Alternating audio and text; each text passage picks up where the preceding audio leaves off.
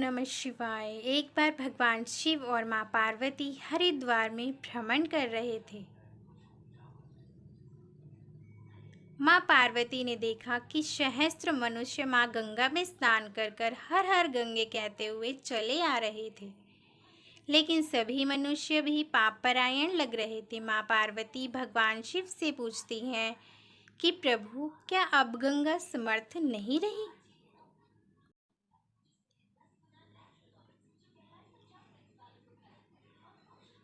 प्रभु ने पूछा, पार्वती तुमने ऐसा सवाल क्यों किया है? माँ पार्वती कहती हैं कि प्रभु, इन सभी मनुष्यों के पापों का अंत क्यों नहीं हुआ? भगवान शिव मुस्कुराते हुए कहते हैं कि पार्वती, गंगा तो अभी भी सर्वसमर्थ है, लेकिन इन सभी ने पापनाशिनी गंगा में स्नान किया ही नहीं है। माँ पार्वती विस्मित होकर बोली, प्रभु, अभी तो गंगा में स्नान कर कर इन लोगों के शरीर भी नहीं सूखे और आप कह रहे हैं कि इन्होंने पापनाशिनी गंगा में स्नान ही नहीं किया है। तो भगवान शिव ने कहा, पार्वती, मैं कल तुमको इस बात का भेद बताऊंगा। अगले दिन प्रातः बारिश होने लगी और सभी रास्ते में पानी भर गया, चीकड़ से भर गए। भगवान शिव एक वृद्ध का रूप बनाकर इस एक खड्डे में ऐसे जाकर बैठ गए मानो कि वह उसमें गिर गए हों और वृद्ध अवस्था के कारण निकला भी नहीं जा रहा।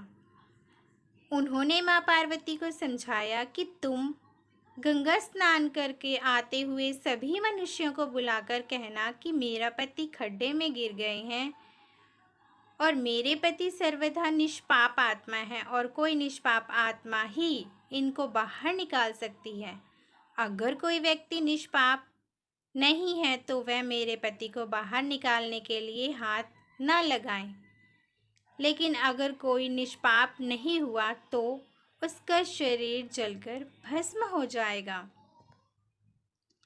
माँ पार्वती अब इस खड्डे के पास बैठ गई और सभी को सुनाकर कहने लगी।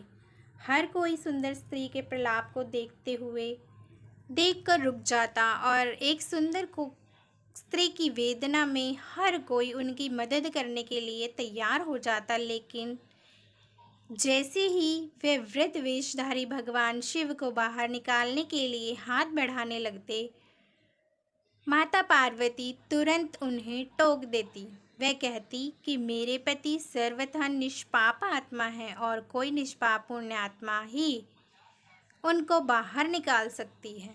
अगर तुम निष्पाप हो तो ही मेरे पति को बाहर निकालने के लिए हाथ आगे बढ़ाना।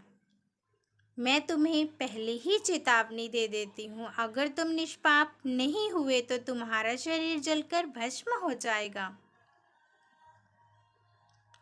इतना सुनते ही हाथ आगे बढ़ाने वाले हाथ पीछे कर लेते, क्योंकि उनको लगता था कि हमने जीवन में कभी न कभी कोई ना कोई पाप तो अवश्य ही किया होगा। इस बुढ़े के लिए क्यों हम अपनी जान जोखिम में डालें। इस तरह सुबह से लेकर संध्या हो गई। हजारों लोग स्नान कर कर अपने घर चले गए, लेकिन किसी ने भी वृद्ध को निकालने की हिम्मत नहीं की। शाम के समय एक युवक हाथ में लोटा लिए वहां से गुजरा तो माँ पार्वती ने उसको भी अपनी व्यथा सुनाई।